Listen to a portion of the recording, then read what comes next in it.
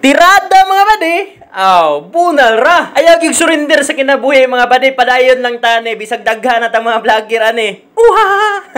Ngayong araw na ito mga bade, itur ko kayo dito sa pinakamalayong lugar sa Pagadian City. Ito ang Lison Valley. Last barangay na to dito sa Pagadian. Yung bundok na nakikita nyo mga bade na may ulap, yan yung Mount Pinokes. At saka katabi niya yung dalawang bundok na maliliit. Ang tawag naman doon sa dalawang bundok na maliliit mga bade, Susong Dalaga. Ito yung picture mga bade. Halos magkatabi lang yung Mount Pinokes at saka Susong Dalaga. Di ko lang alam mga bade kung bakit tinatawag na Susong Dalaga yan. Siguro mga bade, kaya tinatawag yan na Susong Dalaga kasi pag tingnan mo yan sa malayo, para talagang suso at saka magkatabi din sila. At pareho din yung laki nila mga bade. Itong lugar na ito bade, parang Baguio City lang ito, sobrang lamig. At marami din ditong iba't ibang klaseng mga hayop mga bade. At saka dito din ako first time nakakita ng kalaw or sa English, hornbill. Kasi yung kagubatan dito mga bade, binabantayan ng mga taga-DNR. Kaya bawal ka talaga manghuli ng mga hayop dito mga bade. At saka pinagbabawal din dito yung airsoft at saka airgun. Pariho lang yan eh.